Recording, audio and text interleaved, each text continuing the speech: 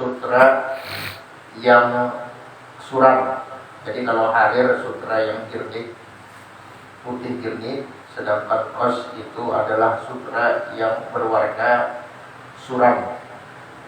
Lidzakaril balili, untuk laki-laki yang baligh. Artinya harus laki-laki yang memakainya sehingga menjadi haram. Adapun kalau perempuan yang memakainya maka tidak menjadi haram.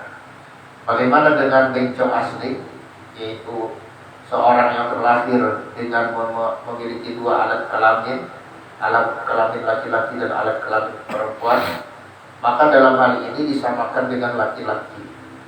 Jadi yang boleh hanya perempuan. Adapun laki-laki dan bencong asli tidak boleh. Tapi dengan kriteria yang berikutnya, yaitu yang sudah baligh. Adapun yang belum baligh, maka itu tidak masalah pula. Illa li daruratin, kecuali karena darurat. Misalnya seperti kepanasan atau seperti kedinginan, yang mana kepanasan atau kedinginannya itu menyebabkan boleh bertayamum kalau kita berbicara di dalam bab wudu. Kemudian lagi apa contoh-contohnya di antara darurat di sini?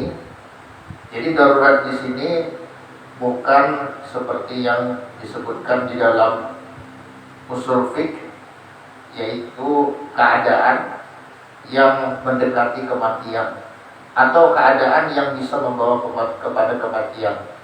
Tapi juga di sini kurang dari itu pun dianggap darurat. Contohnya seperti kajarodin, seperti kurapan. Jadi kurapan yang menyebabkan gatal-gatal, wahikatin, dan juga gatal-gatal yang kering, itu pun juga dibolehkan. Jadi dengan memakai sutra lalu sembuh atau tidak ada lagi gatal-gatalnya. Waqaulin, dan juga seperti kutu, misalnya karena ada kutu di kepala, dengan memakai sutra lalu kutu itu pergi, maka itu dibolehkan. Termasuk juga di dalam peperangan, karena mata pedang itu rata-rata tidak bisa menembus sutra, kecuali mungkin mata pedang Damaskus yang ditempa dengan teknologi nano, mungkin itu bisa menembus daripada kain sutra. Adapun yang lainnya itu tidak bisa ditembus oleh mata pedang, mata pedang tidak bisa menembus kain sutra. Wa yahillul murakkabu, dan dibolehkan yang tersusun. Maksudnya yang tersusun ini yang tersulap atau terbintal min haririn, daripada harir, daripada sutra, wa ghairihi, dan selainnya.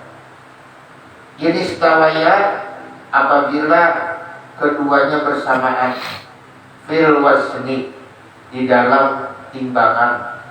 Jadi kalau sama timbangannya, misalnya benang biasa dengan benang sutra dibikin kain, maka itu dibolehkan, asalkan timbangannya sudah diukur ternyata sama. Nah, adapun kalau misalnya lebih banyak unsur sutranya, maka jelas hukumnya adalah haram. Nah, jadi boleh memakai kain yang terbuat dari sutra dan yang selain sutra, dengan syarat sama-sama timbangannya, tidak lebih banyak atau tidak lebih berat sutranya daripada yang selain sutra, maka itu hukumnya dibolehkan. Intinya seperti itu. Kemudian wa ilbasis sobil arira wa dhahaba wal fiddata, dan juga boleh memakaikan anak kecil, maksudnya laki-laki, anak kecil yang belum balik, itu hukumnya boleh. Apa yang dipakaikan? Sutra, yang pertama sutra, wa dhahaba dan emas, wal fiddata dan perak. Jadi boleh, tidak masalah. Jadi anak laki-laki yang masih belum balik dikasih kalung emas atau dikasih cincin perak misalnya yang banyak, seluruh jarinya dipakaikan cincin perak. Nah, adapun kalau yang dibolehkan itu nanti ada perkaranya, ada pembicaraannya, yaitu cincin satu di salah satu daripada jari-jari laki-laki. Ada yang membolehkan ta'addud atau berbilang, yaitu misalnya 2. Tapi menurut sebagian ulama yang diberikan keringanan hanya 1 saja. Adapun yang lainnya ada pula yang membolehkan dengan ta'addud, artinya berbilang lebih dari 1, tapi ada syarat-syaratnya. Insya Allah akan dibahas pada pertemuan yang akan datang.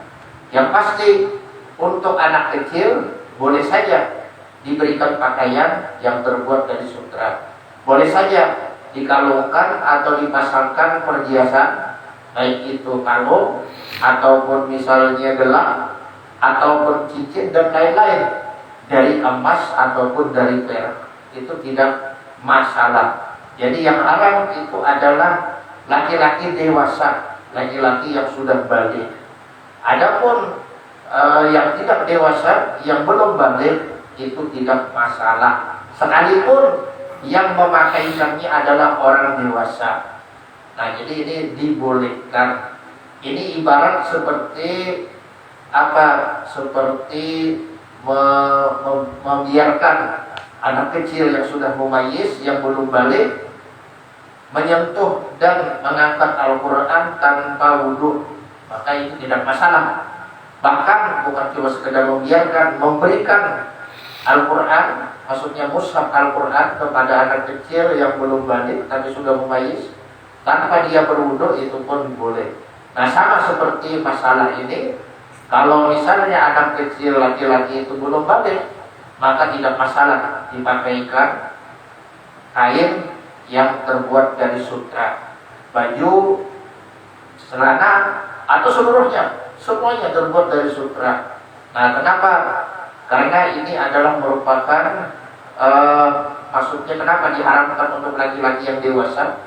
Karena ini merupakan simbol kemegahan yang membuat orang-orang yang memandangnya daripada kalangan fakir miskin menjadi kecil hati.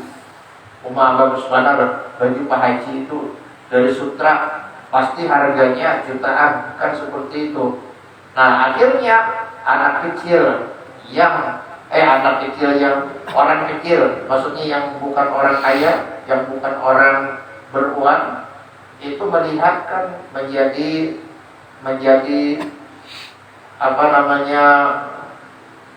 tambah bersedih dengan kemiskinan mereka atau dengan kefakiran mereka. Makanya itu dilarang, baik itu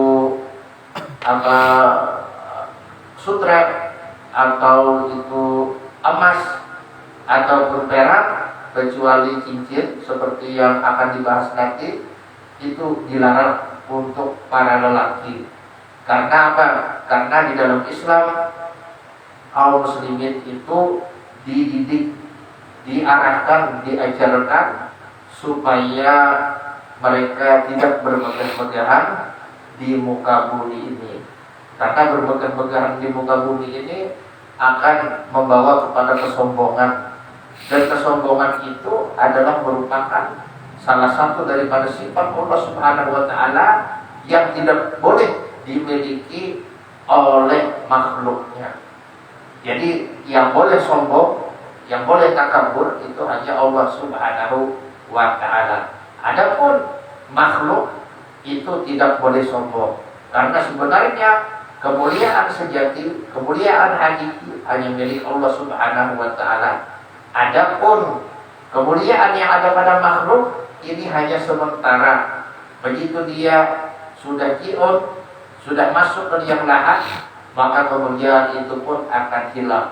Tidak ada lagi yang dibawa olehnya ke dalam kubur kecuali hanya kain kafan. Adapun misalnya kalau dia membuat baju dari sutra, membuat celana dari sutra, membuat topi dari sutra dan sebagainya, itu semua tidak ada gunanya lagi. Itu semua akan menjadi rebutan ahli warisnya. Itu semua tidak bisa dimasukkan ke dalam liang lahat. Wal hariru lil ka'bati, dan juga boleh harir.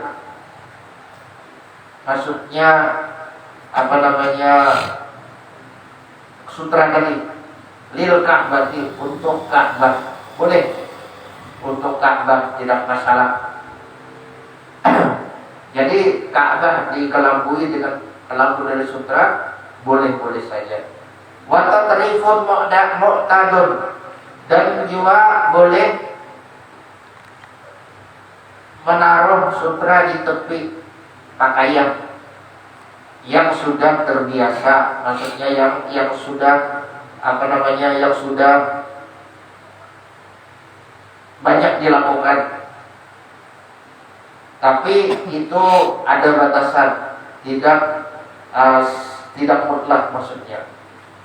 Jadi itu kan sering dilakukan untuk menghiasi daripada pakaian, daripada baju, atau misalnya gamis dan lain-lain. Misalnya di pinggir-pinggir daripada tangan baju, atau misalnya kerak,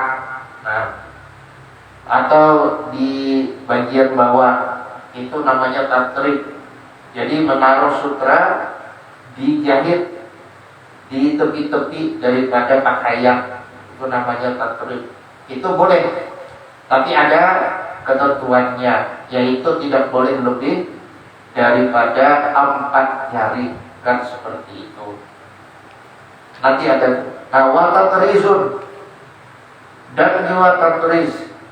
Nah, yaitu menaruh, sama kurang lebih seperti tadi, menaruh sutra yang murni di atas pakaian. Misalnya ditaruh di sini, ditempel di bahu, misalnya, nah ini di bahu, atau misalnya ditempel di sini, nah ini kan, atau di sini misalnya. Nah, itu namanya tatris. Jadi tatris itu ukuran lebih seperti tatrif. Cuma kalau tatrif itu di pinggir-pinggir, seperti di sini, atau di sini, atau di sini. Nah, ada pun tatris itu mungkin ya yang biasa, itu kadang dibikin di sini, atau misalnya dibikin panjang. Nah, itu panjang dari bahu ke bawah dan seterusnya. Wa tarqi'un, dan juga tarqi'.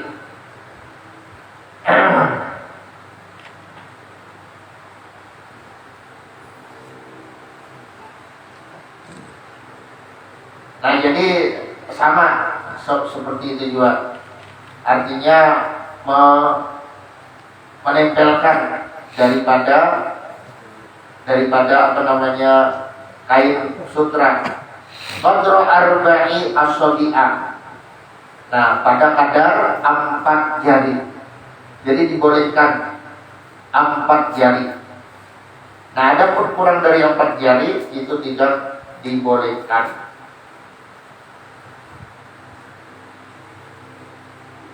Kemudian wahaswun, dan juga sama kurang lebih seperti tadi, tapi haswun ini menaruh sutra di tepi-tepi daripada pakaian yang kecil-kecil, seperti misalnya sorban, kopiah, nah, atau bisa juga yang lebar-lebar seperti jubah, atau misalnya seperti bantal dan seterusnya.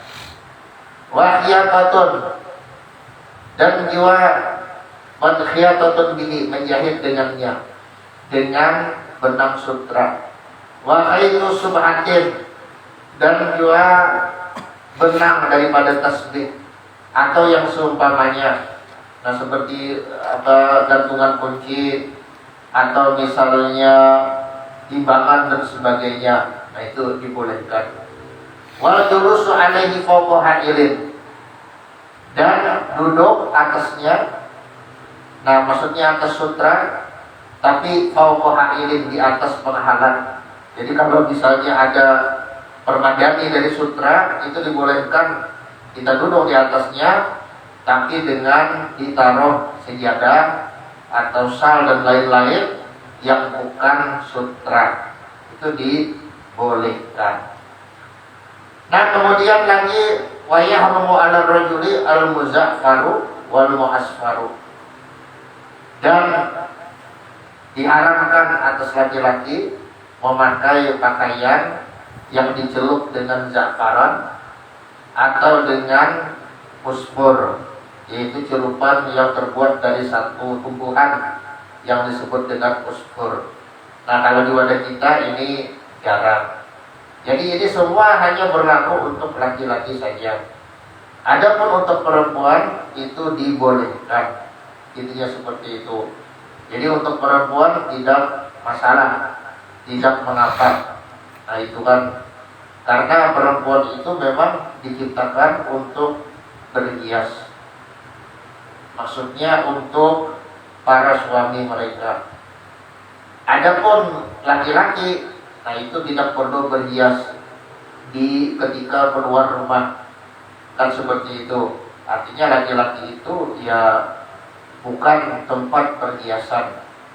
Tempat perhiasan itu adalah kaum perempuan. Makanya laki-laki dilarang untuk memakai emas ataupun dilarang untuk memakai perak. Maksudnya perhiasan emas atau perhiasan perak. Kecuali nanti cincin.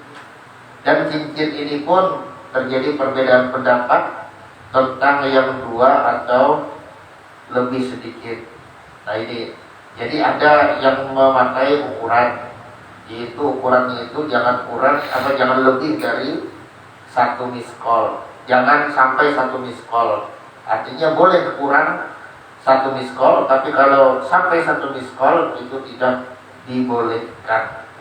Nah, jadi ini jelas menunjukkan bahwasanya memang laki-laki fitrahnya itu bukan untuk berhias-hias. Fitrahnya itu adalah laki-laki itu bekerja keras, kan seperti itu. Bukan seperti wanita yang mereka itu tinggal di rumah, yang mereka itu ya memang tempatnya untuk berhias untuk para suami mereka. Nah, ada pun laki-laki yang sejati memang harus kerja keras ketika dia sudah beristri, apalagi ketika dia sudah dikaruniai anak, kan seperti itu. Nah, kemudian kita lanjutkan sedikit. Wa yusatu taqattamu bil fiddati lirrajuli, dan disunahkan memakai khatam, artinya memakai cincin, bil fiddati, dengan perak, artinya cincin yang terbuat dari, kalau lebih maksudnya, maka itu hukumnya adalah haram. Jadi ini, nah jadi para ulama berbeda pendapat juga tentang ta'adud, artinya memakai 2 cincin dalam 1 tangan misalnya, apakah dibolehkan ataukah tidak. Nah, maka ada yang membolehkan dan ada yang mengatakan tidak. Intinya memang yang namanya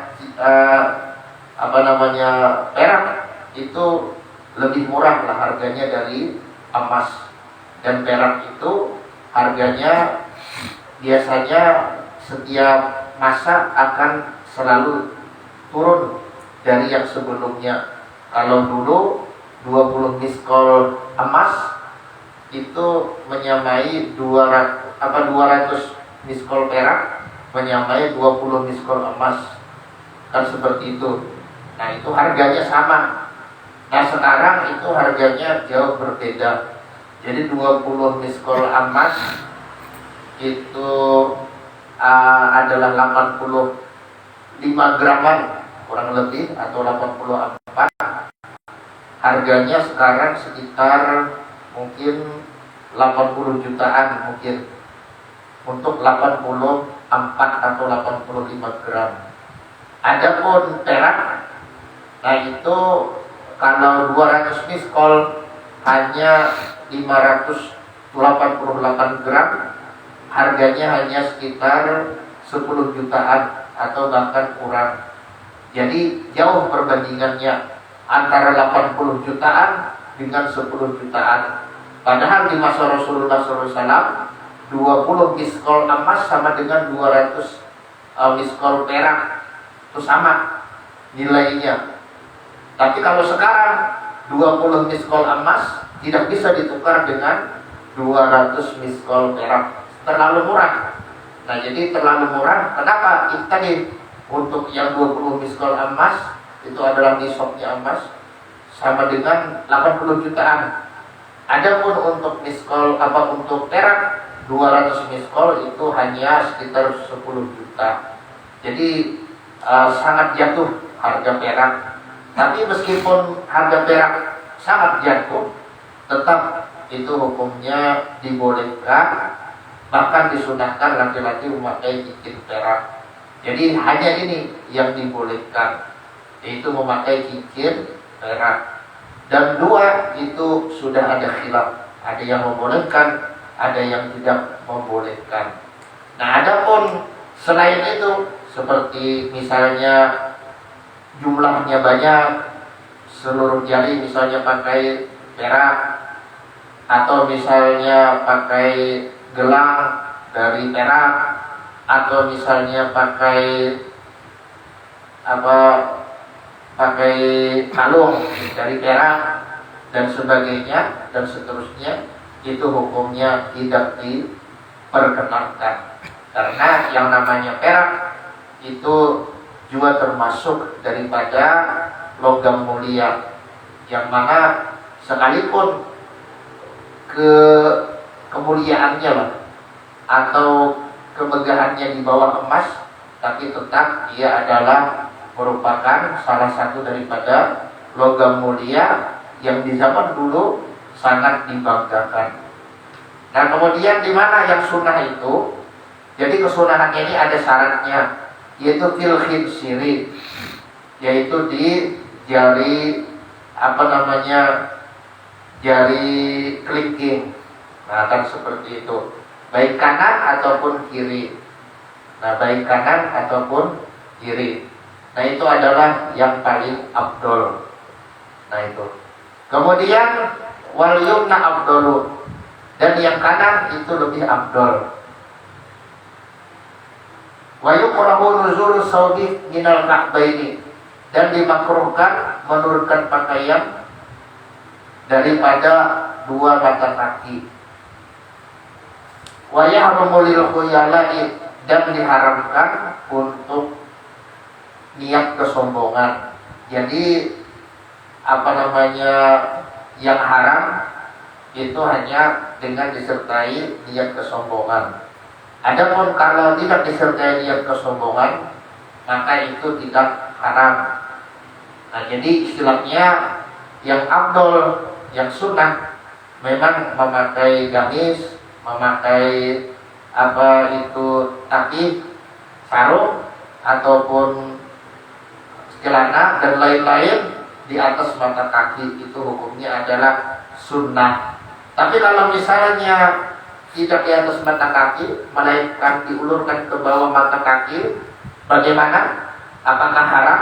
Maka jawabannya tergantung dari motivasinya. Kalau motivasinya untuk kesombongan, nah itu yang haram.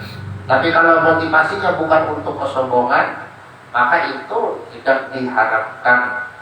Nah jadi menurut mayoritas ulama tidak mutlak keharamannya itu. Nah yang diharamkan hanya yang ada motivasi kesombongan. Jadi sampai orang-orang Saudi pun Mereka beranggapan bahwasanya memakai kain melewati mata kaki itu tidak haram kecuali dengan niat kesombongan. Adapun yang mengatakan haram secara mutlak, wajib pakai celana cingkrang atau tapik atau gamis. Nah, itu adalah pengikutnya Albani.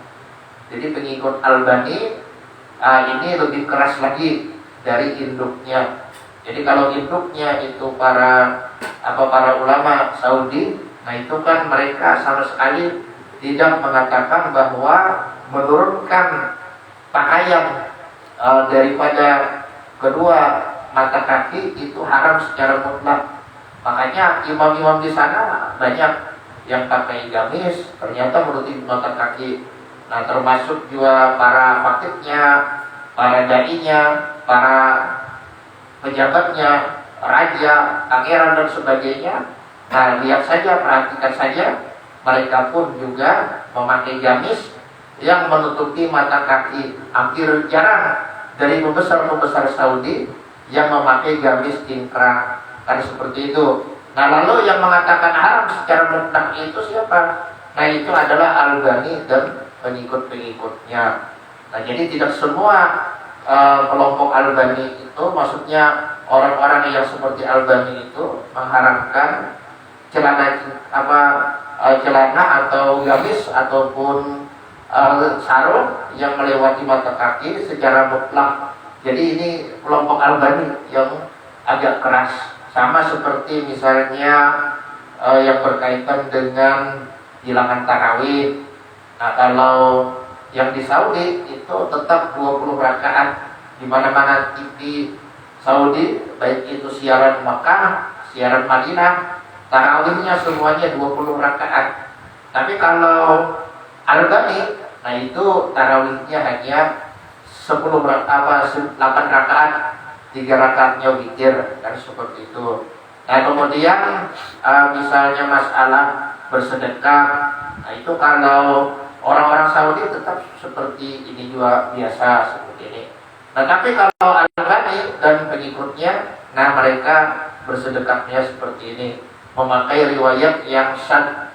Nah, adapun yang dipegang oleh jumhur ulama bukan seperti ini. Jadi kalau dalam mazhab Syafi'i kan seperti ini. Kemudian lagi ada yang irsal. Kalau tidak salah itu mazhab Maliki. Nah, kemudian kalau mazhab Hanafi, nah diturunkan sedikit hampir ke pusat lah. Jadi menutupi ke perut. Nah, itu kalau pakai mazhab Hanafi kan seperti itu. Tapi yang memakai seperti ini hanya Albani. Nah, yang memakai seperti ini hanya kelompok atau golongan Albani. Jadi yang mayoritas ulama itu ada yang seperti ini, ada yang dengan irsal tanpa bersedekah, ada juga yang keturun sedikit. Nah, yang seperti ini itu adalah kelompoknya Albani. Nah, kemudian kita lanjutkan sedikit lagi. Wa yukrahu, dan dimakruhkan lubsus yabil khashinati, memakai pakaian yang kasar atau yang kasar, li ghairi gharadin syar'iyyin, untuk selain tujuan yang sifatnya itu keagamaan, seperti karena zuhud, misalnya melatih sifat zuhud di dunia dan sebagainya. Nah, adapun kalau tidak ada tujuan seperti itu, maka hukumnya makruh, karena itu menyakiti diri sendiri, memakai pakaian yang kasar atau pakaian yang kasar. Nah, jadi ini mungkin pembahasan tentang pakaian. Jadi kebanyakannya berlaku untuk laki-laki. Nah, adapun untuk perhiasan sama, itu berlaku untuk laki-laki. Yang berlaku untuk laki-laki dan perempuan dan juga bencong asli itu adalah bejana. Kalau urusan bejana, maksud bejana ini seperti piring atau seperti gelas atau seperti apapun daripada wadah-wadah yang menampung air, yang bisa menampung air, atau bahkan menurut sebagian ulama termasuk misalnya seperti celak dan wadahnya, celak dan wadahnya, dan misalnya lain-lain lah, itu hukumnya sama, baik itu untuk laki-laki atau untuk perempuan atau untuk becok asli, diharamkan. Jadi yang diharamkan memakai emas perak itu kalau keseluruhan adalah yang berkaitan dengan masalah kegiatan. Adapun yang berkaitan dengan masalah perhiasan itu dibolehkan untuk perempuan, tapi tidak dibolehkan untuk laki-laki dan untuk becong asli. Itu ya, seperti itu. Ada nggak kira-kira pertanyaan? Silakan. Kalau ada yang takut.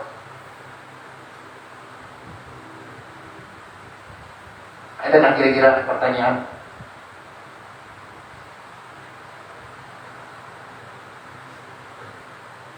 Mana apa muslimin? Isok bang hari raya ya Allah.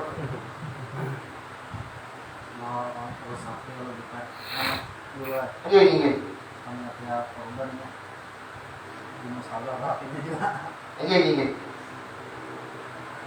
Kenapa tuh? Jadi panitia. Iya. Kalau ada anak dari tahunan.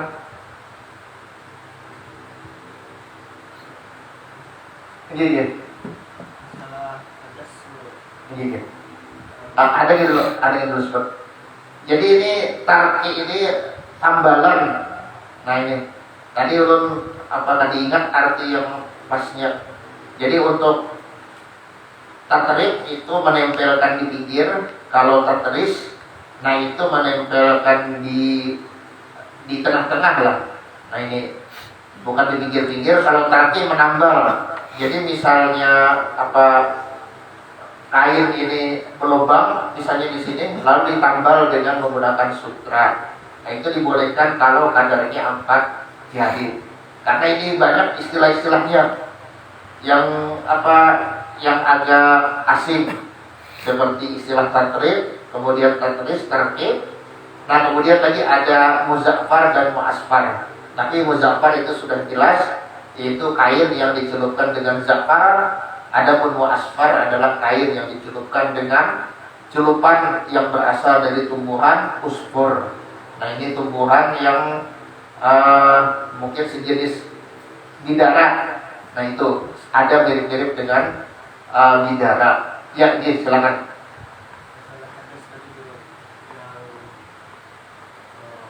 Misalkan kita mengambil tapi sudah dibasuh, masih ragu nih antara beras atau enggak, itu kembali hati orang itu lagi. Iya. Jadi apa namanya ini? Kita sudah membasuh ya Allah. Iya. Tapi masih ragu ini berasih kah atau enggak. Jadi kalau memang sudah dibasuh kan gitu nah, sudah selesai kita membasuh, artinya tempat yang di situ kan ada najis, yaitu lubang kemaluan kita, ya Allah sudah kita siram. Nah selesai itu lalu timbul ada keraguan, maka itu hukumnya tidak masalah, kan itu sah-sah saja. Intinya seperti itu. Nah jadi ini sama seperti masalah misalnya kita sudah selesai mandi. Nah lalu setelah selesai mandi timbul ada keraguan. Tadi rasanya ada tinggal telinga misal. Nah tapi rasa-rasanya dia telinga ini terbasuh kan, maka itu tidak masalah, hukumnya dianggap sah. Jadi keraguan-keraguan itu tidak dipatok, intinya seperti itu.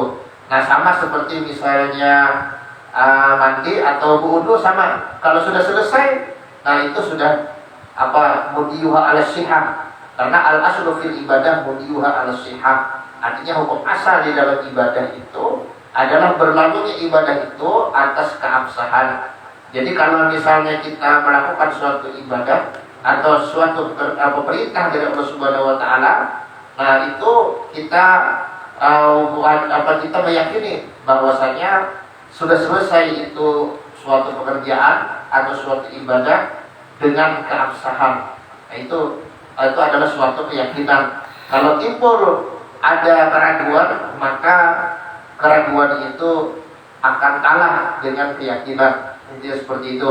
Jadi kan kita menyudahi daripada ibadah kan dengan keyakinan, menyudahi ibadah dengan keyakinan bahwa ibadah itu sudah selesai.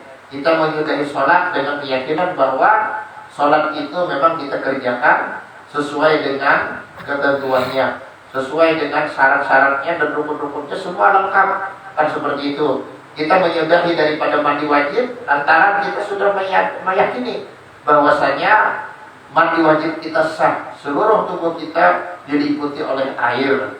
Atau kita misalnya menyudahi wudhu karena kita meyakini bahwa seluruh anggota wudhu yang wajib dibasuh itu sudah terbasuh seluruhnya. Jadi kalau sesudah kita menyudahinya, setelah kita menyudahinya lalu timbul keraguan, maka itu tidak dipatok keraguan itu. Jadi istilahnya jangan dipikirkan. Nah, apalagi akhirnya jadi penyakit was-was, karena was-was itu merupakan bagian daripada tipu daya setan. Nah, paham ya Allah. Jadi apabila sudah kita mengambil, kita nyata sudah membasuh di kemaluan kita. Ya kalau kita sudah nyata membasuh, nah itu lalu misalnya kita, apalagi kita sudah memasang selawar, nah itu jangan dipikirkan lagi, paham ya Allah. Nah karena itu akan membuka daripada was-was setan. Nah beda kalau memang kita yakin bahwasanya kemaluan kita belum dibasuh. Maksud yakin ini karena lupa. Jadi bapak kami mungkin karena mahayal lalu langsung memasang selawar. Tiba sudah masuk selawar akhirnya ingat, ya Allah tadi memang ada terbasuh, ya Allah. Nah maka itu memang wajib dibasuh. Tapi kalau hanya syak atau hanya ragu-ragu, itu keraguan tidak dipatok di dalam Islam, di dalam hukum Islam. Jadi yang ragu-ragu itu kada perlu dipikirkan, karena akan menjadi penyakit hati, yaitu was-was. Karena banyak itu kejadian gara-gara ragu-ragu semacam itu, akhirnya apa? Akhirnya terbiasa. Sudah terbiasa lalu akhirnya jadi penyakit was-was. Kalau sudah jadi penyakit was-was, itu mengobatinya nalih, paham ya Allah. Akhirnya ya nang banyak di WC kan lambat gara-gara apa? Gara-gara was-was. Sudah berselawar, nah asal belum bersih, lalu akhirnya memacu selawar pulang. Ya Allah, itu membasuh pulang, kan seperti itu. Sama juga yang was-was niat tuh nah. Jadi yang was-was niat ini berat juga pak ujung-ujungnya. Cuma intinya kalau ada yang was-was misalnya sembahyang, nah ada caranya. Sudah diopang semalam ya Allah, tipsnya diberikan, yaitu tujuh jadi imam. Kalau sudah ditujuh jadi imam biasanya was-wasnya hilang. Nah paham ya Allah. Kalau sudah ditujuh jadi imam, biasanya was-wasnya hilang. Ini sudah tercoba, sudah terbukti. Apalagi jemaahnya banyak. Jadi semakin banyak jemaah, semakin hilang was-wasnya. Paham ya Allah. Nah ini sudah terbukti. Jadi ibaratnya itu jangan memikirkanlah hal-hal yang kada perlu lagi dipikirkan. Ada lagi kira-kira pertanyaan? Amun kada jangan ditutup ya Allah. Gini. Masalah sutra tadi. Ini ada orang menjahit buruan.